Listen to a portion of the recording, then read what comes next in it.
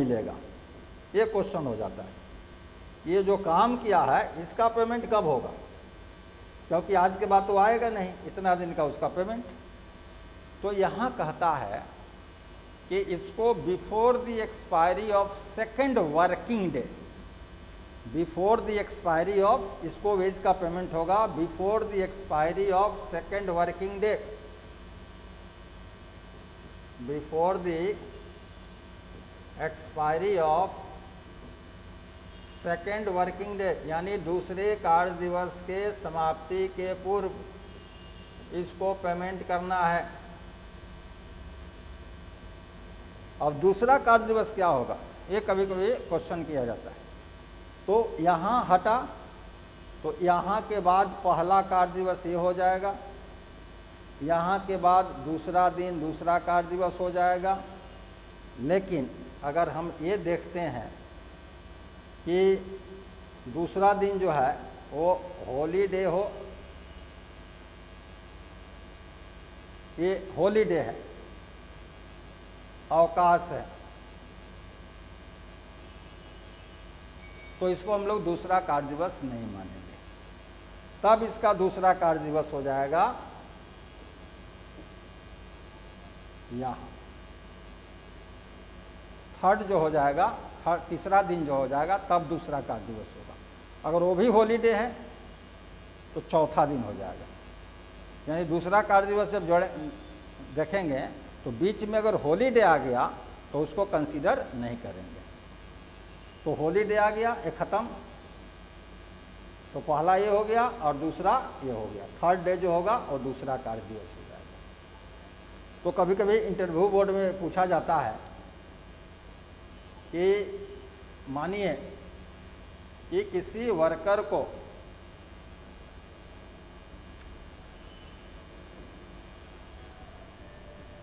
किसी वर्कर को 13 अगस्त को टर्मिनेट किया गया, किसी वर्कर को 13 अगस्त को टर्मिनेट किया गया और 14 अगस्त हॉलीडे है।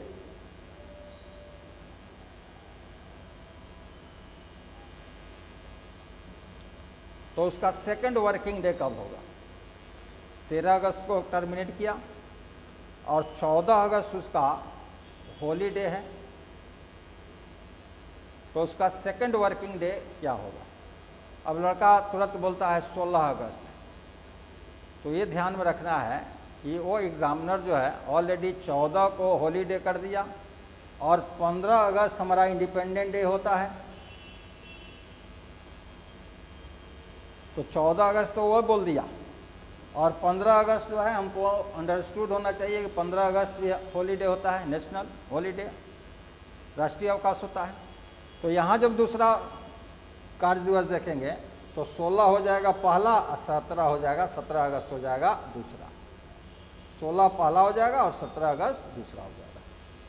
तो ये हमको इंटरव्यू बोर्ड में ध्यान में रखना है कि कहीं वो नेशनल हॉलीडे को तो बीच में नहीं ला दिया, एक हॉलीडे बता दिया और दूसरा नेशनल हॉलीडे की बात नहीं किया और सीधे पूछ दिया कि दूसरा वर्किंग डे कब होगा। तो 13 को टर्मिनेट कराया, 14 को हॉलीडे बता दिया, 15 साइलेंट रह गया और पूछ दिया कि दूसरा हॉलीडे बताइए, दूसरा वर्किंग डे बताइए।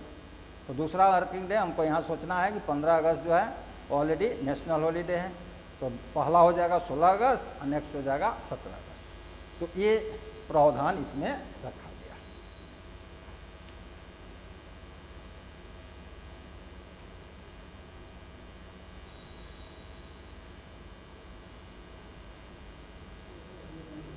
अगला कहता है, अगला प्रावधान है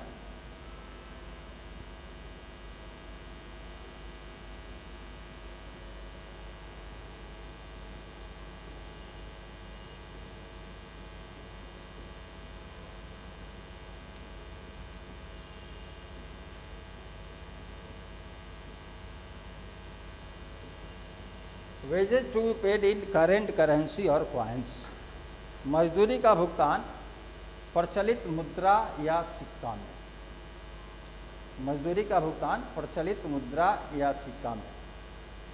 यानी एम्प्लॉयर जो वेज पे करेगा, एम्प्लॉयर वेज का पेमेंट जो करेगा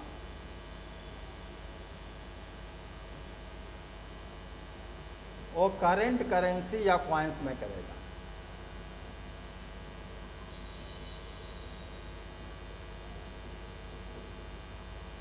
प्रचलित मुद्रा या सिक्का में करेगा। अब यहां क्लॉज जोड़ा कि अगर वर्कर रिटेन रिक्वेस्ट करे, वर्कर रिटेन रिक्वेस्ट करे तो वैसी स्थिति में एम्प्लॉयर जो है वेज का पेमेंट बैंक अकाउंट के थ्रू बैंक अकाउंट में ट्रांसफ़र करेगा, जैसे आरटीजीएस, नेफ्ट, चेक, ड्राफ्ट या इलेक्ट्रॉनिक के लिए।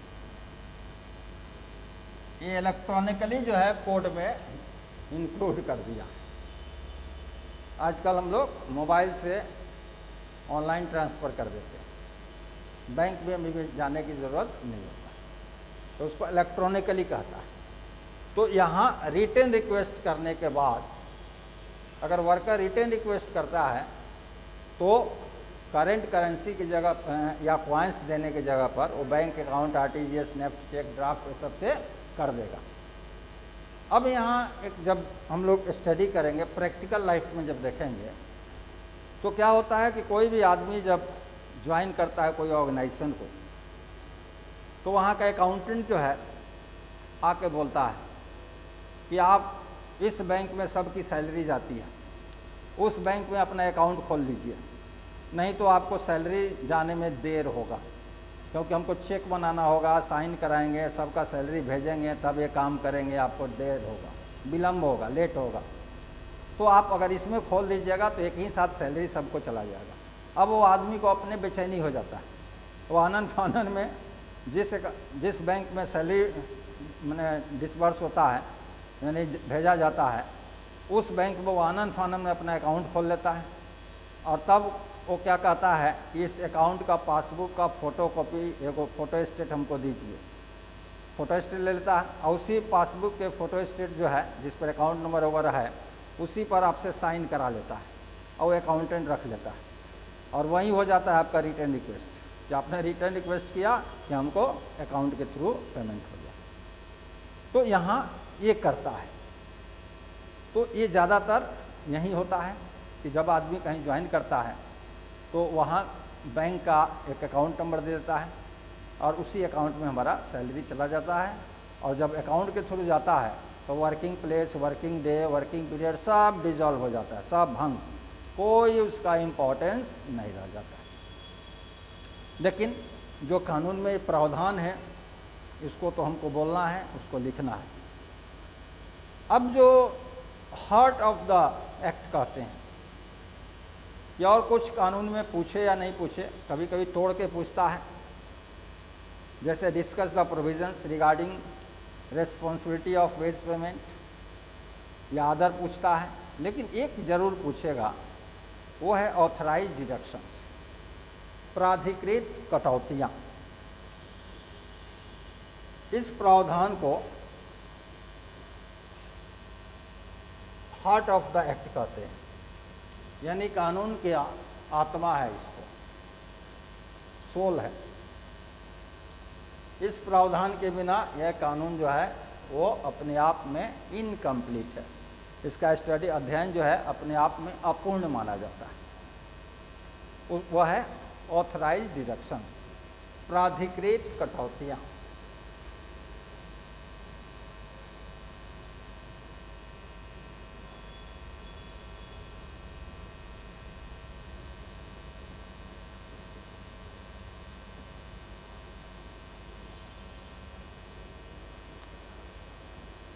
जो किताब है, बुक्स हैं, जो भी अवेलेबल बुक्स हैं, इवन कि जो हमारा बेयर एक्ट होता है या लॉ की किताब है, उसमें सीक्वेंस में नहीं दिया है,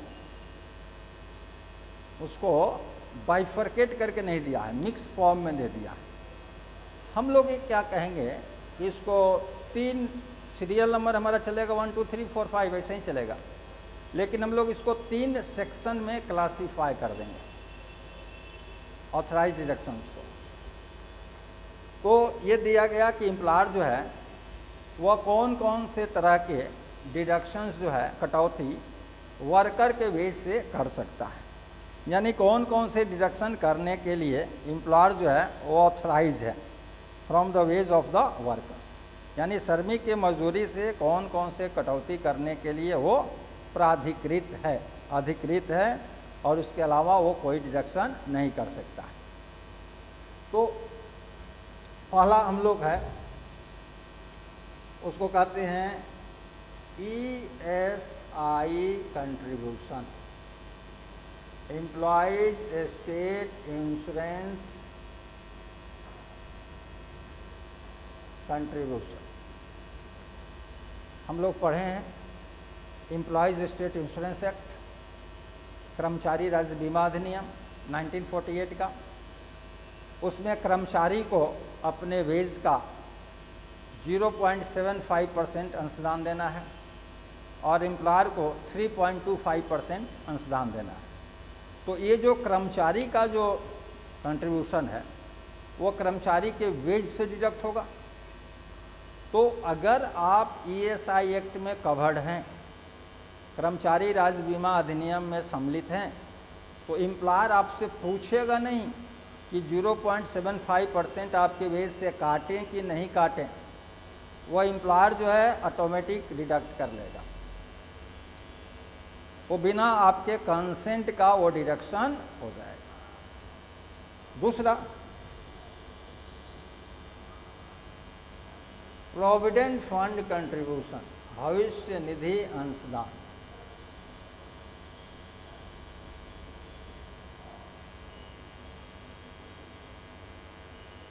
employees provident funds and miscellaneous provisions act 1952, कर्मचारी भविष्य निधि एवं विविध प्रावधान अधिनियम 1952 लागू है और उसके अंतर्गत एम्प्लॉयर जो है वो श्रमिक के मजदूरी से 12% डिडक्शन करता है। पहले 10 से 12 था, 12 हो गया, और 12% अपना मिलाता है। टोटल 24% ऑफ द वेज ये उसके अकाउंट में जाता है, PF अकाउंट में, और वो कंपाउंड रेट ऑफ इंटरेस्ट से वो मल्टीप्लाई होता है, बढ़ता है।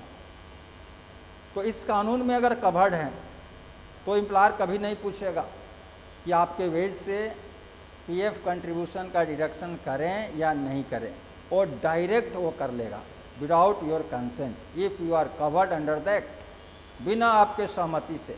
अगर उस कानून में आप सम्मिलित हैं तो डिडक्शन कर लेगा। तो ये दोनों डिडक्शन को हम लोग कहते हैं कि बोथ आर कंपल्सरी डिडक्शन, ये दोनों कंपल्सरी डिडक्शन है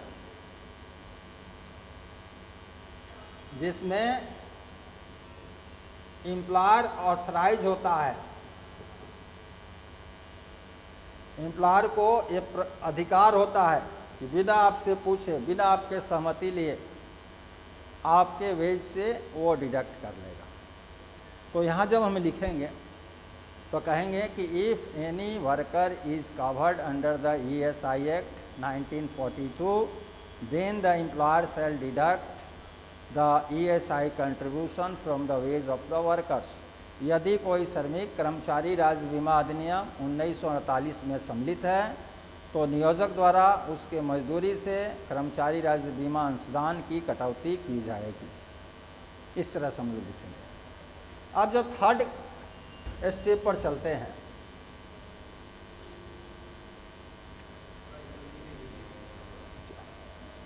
तीसरे स्तर पर जब जाते हैं तो वहाँ हम लोग कहते हैं prime minister national relief fund, prime minister national relief fund, प्रधानमंत्री राष्ट्रीय राहत कोष, कहते हैं प्रधानमंत्री राष्ट्रीय राहत कोष।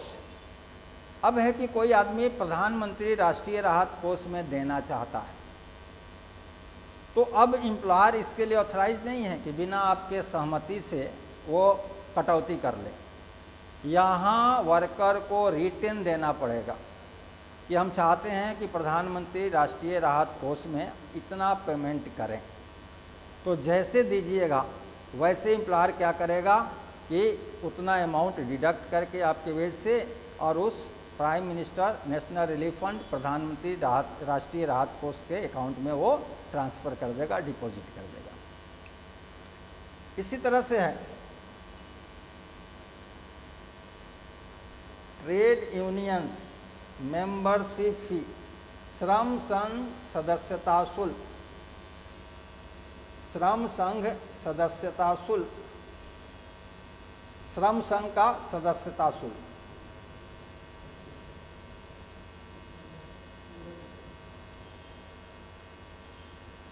ये श्रम संघ का जो सदस्य होते हैं उनको एक राशि सर्टेन अमाउंट सदस्यता शुल्क देना पड़ता है। तो जहाँ भी चेकअप फैसिलिटी है, चेकअप फैसिलिटी होता है, चेकअप सुविधा कहते हैं हिंदी में, चेकअप सुविधा होता है, एम्प्लॉयर देता है ट्रेड यूनियन को। वो ट्रेड यूनियन क्या करते हैं कि अपने सदस्य से ये लिखवा के देते हैं कि हमारे मजदूरी से इतना राशि काट करके इस ट्रेड यूनियन के अकाउंट में डाल दिया जाए, भेज दिया जाए। और ये सारे सदस्य लिखवा करके एम्प्लॉयर को दे देगा और जो लिख के देंगे उनके वेज से उतनी राशि जितना वो प्रॉमिस किए हैं, वादा किए हैं, उतना राशि उनके वेज से काट करके एम्प्लॉयर डायरेक्ट ट्रेड यूनियन के अकाउंट में भेज देगा। अब वर्कर को ट्रेड यूनियन का सदस्यता शुल्क देने की कोई ज़रूरत नहीं होती, और डायरेक्ट सैलरी गया और उधर मेंबरशिप फी सदस्यता शुल्क डिडक्ट होकर चला जाएगा, उसकी कटौती होकर चली जाएगी। तो ये भी लिख के देना पड़ेगा। तो अगर इस तरह इसी को कहते हैं चेकअप फैसिलिटी, चेकअप सुविधा हिंदी में। इसके अलावा है ट्रेड यूनियंस वेलफेयर फंड, श्रम संघ कल्याण कोष।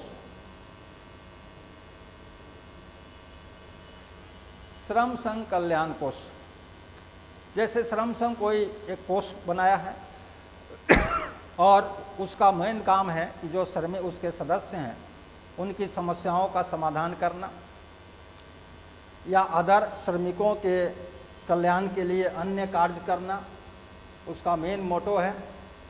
तो अगर वैसी स्थिति है, उस तरह का ट्रेड यूनियन कल्याण कोष खोले हुए हैं, तो वहाँ भी वह श्रमिक लिख के देगा कि मेरे अकाउंट से इतना, मैंने सैलरी से इतना पैसा काट करके और इस ट्रेड यूनियन के अकाउंट में, इसके वेलफेयर फंड में, इस अकाउंट में भेज दिया जाए।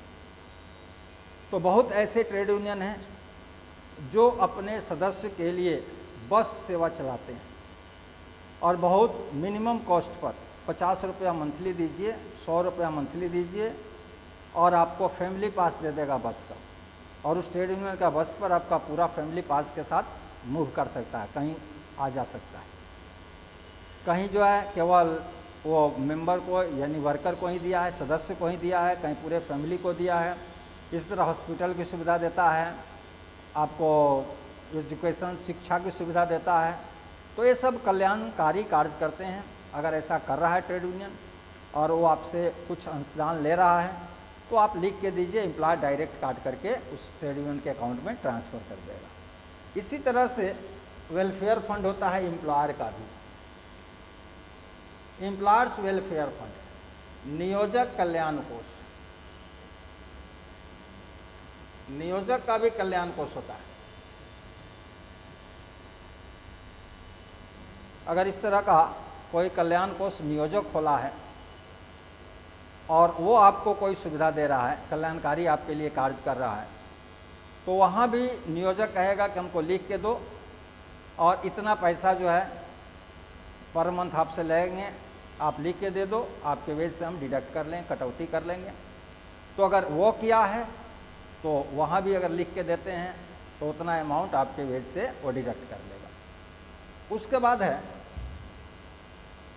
LIC प्रीमियम,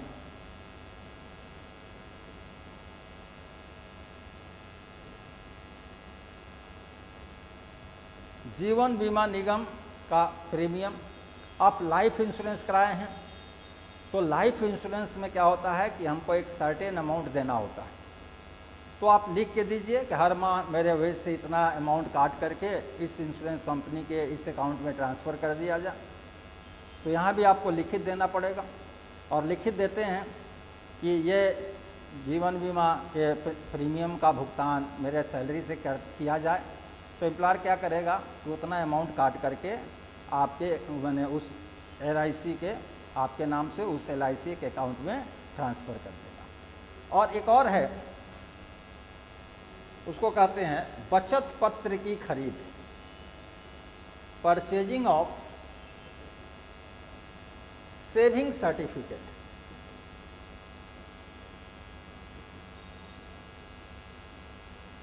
बचत पत्र की खरीद, जैसे हम लोग बहुत रेकरिंग डिपॉजिट खोलते हैं और उसमें ये टैग कर देते हैं ये हमारे वेज से हर माह इतना पेमेंट जो है उस डिपॉजिट रेकरिंग डिपॉजिट में RD में भेज दिया जाए, तो वहाँ से कटौती करके उतना अमाउंट सर्टेन अमाउंट भेज देगा। लेकिन यहाँ भी आपको लिखित देना पड़ेगा। तो ये जो है यहाँ से यहाँ यानी कि 3 से लेकर के और 8 तक, 3 हो गया, ये 4, 5, 6, 7, 8, इसको कहते हैं वॉलंटरी डिडक्शन, ऐच्छिक कटौतियाँ। ऐच्छिक कटौतियाँ यानी आपका अगर इच्छा हो तो कटवाइएगा।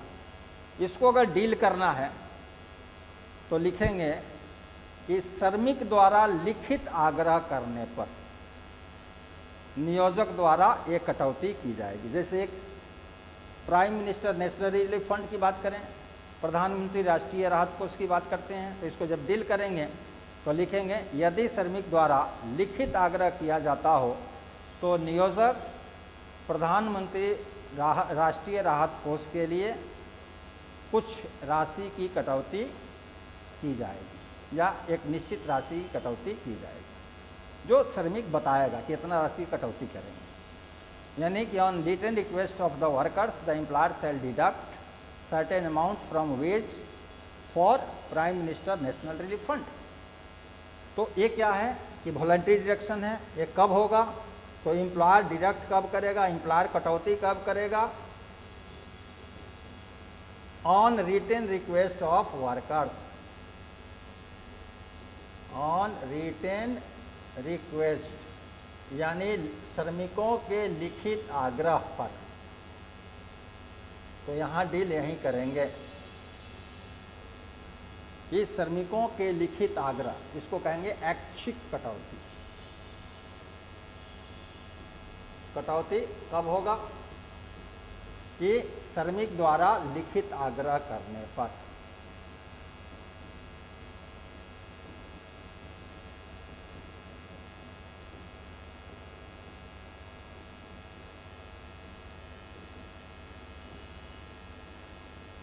ये दूसरी वैरायटी की कटौती है।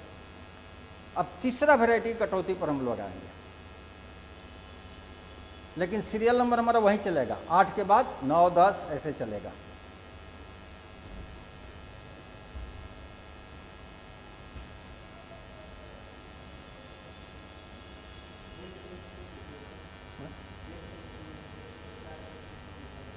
नहीं आ रहा।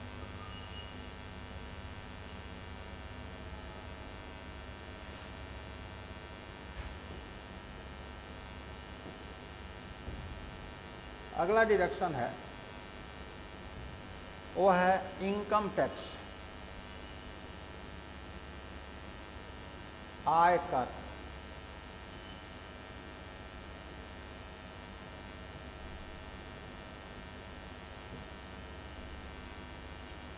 आयकर ये हम सोचते हैं कि 24,000 रुपया मंथली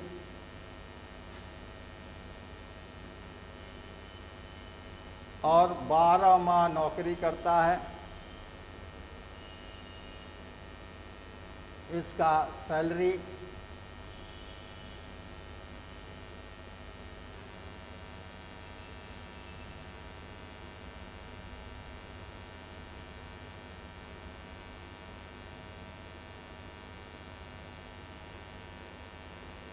2,88,000 होता है। ये कहाँ इनकम टैक्स पे ही होगा। तो इनकम टैक्स जो होता है केवल हमारी मासिक मजदूरी पर नहीं होता है, एडिशनल सोर्स से भी जो इनकम होता है वो सब को इंटीग्रेट करके तब इनकम टैक्स फिक्स करते हैं। तो उसकी सैलरी मानिए कि अपर लिमिट इस कानून में 24,000 है, लेकिन उसके अतिरिक्त आय के स्रोत हों ऑन पेपर, तो वैसी स्थिति में वो आयकर दाता हो सकता है, इनकम टैक्स पेयर हो सकता है। तो अगर वो इनकम टैक्स पेयर है तो इनकम टैक्स की कटौती करेगा, नहीं है तो नहीं करेगा। तो यहाँ से जितने भी कटौतियाँ शुरू होगा सब होगा सिचुएशनल, परिस्थिति जन्य कटौतियाँ होगा। यानी कि ये कन्फर्म गारंटी नहीं है कि ये कटौती होगा ही, कटौती नहीं भी हो सकता है। समझे। दूसरे कैटेगरी में हम लोग देखे थे कि श्रमिक लिखित आग्रह करता था तब होता था। अब पहला जो देखे थे उसमें आप लिखित आग्रह कीजिए या नहीं कीजिए, वो ऑटो मोड में एम्प्लॉयर काट लेता था। तो यहाँ ये कटौती है आयकर। दूसरा है चार्जेज ऑफ सर्विसेज, सेवा शुल्क।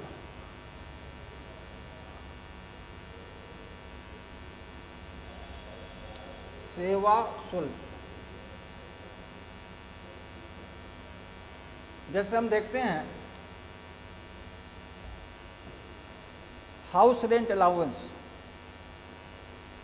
मकान भाड़ा भत्ता हमको लेते हैं, लेकिन अगर एम्प्लॉयर हमको मकान की सुविधा दे दे, आवास की सुविधा दे दे, तो हम हाउस रेंट अलाउंस हमको नहीं मिलेगा। यानी कि या तो सुविधा दे और नहीं तो भत्ता दे।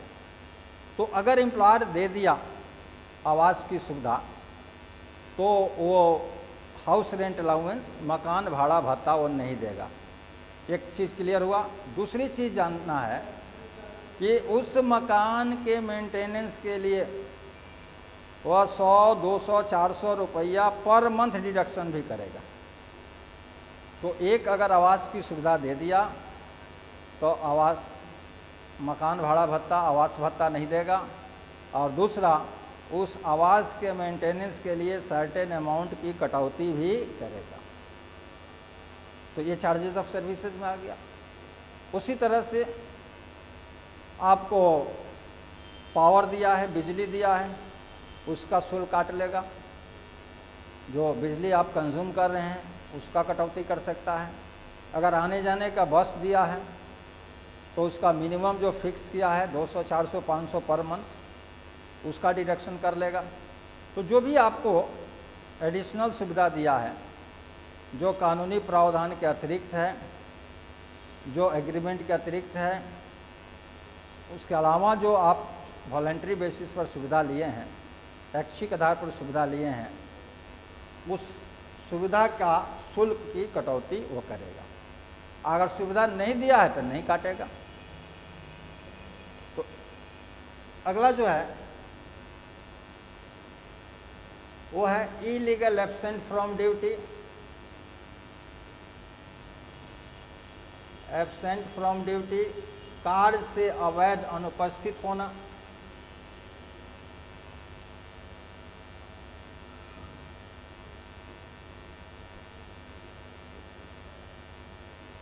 अवैध अनुपस्थिति,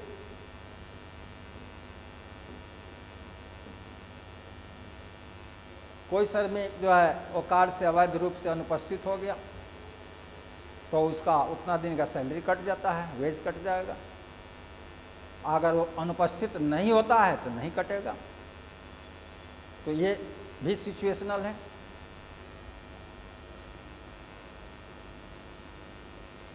इसी तरह है रिकवरी ऑफ एडवांस पे।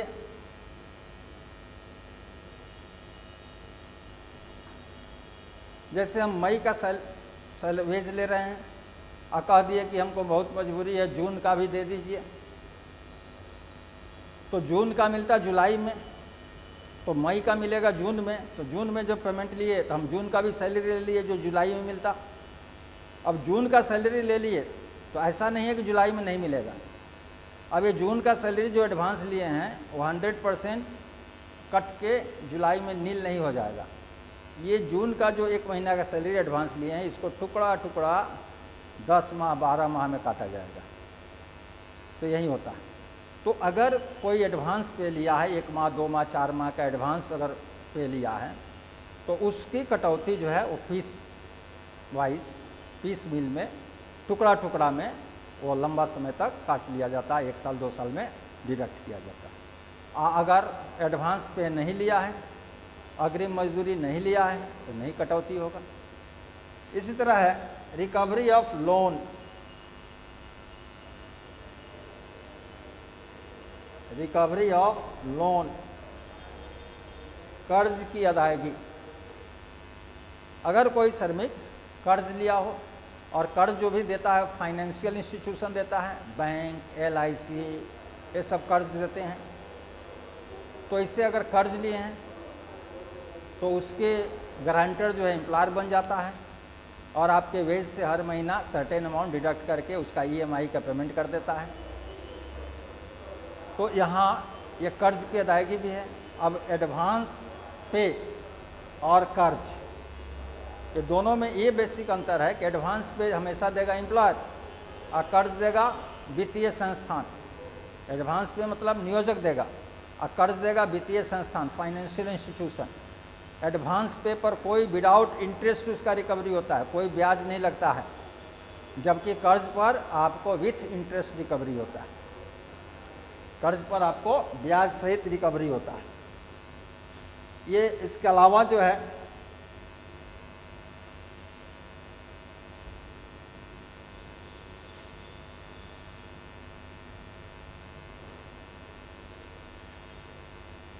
ये जैसे रजिस्टर्ड कोऑपरेटिव सोसाइटी, निबंधित सहकारी समिति,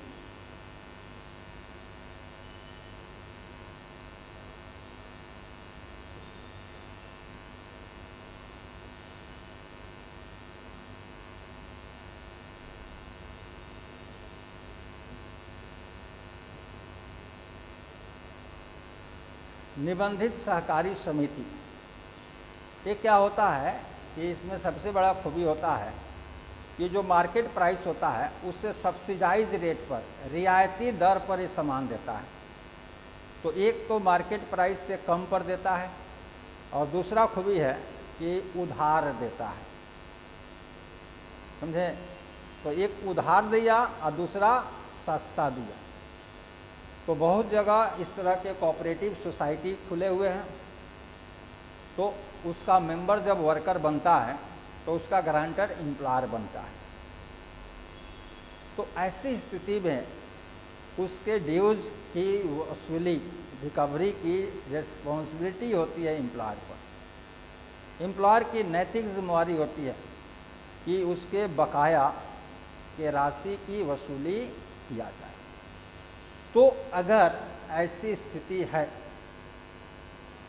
तो बकाया की वसूली जो है वो एम्प्लॉयर की अगर जिम्मेवारी है तो एम्प्लॉयर श्रमिक के मजदूरी से सर्टेन अमाउंट की कटौती करेगा और कटौती करके और वह उस कर्ज की अदायगी में जमा कर देगा। तो एक यह है।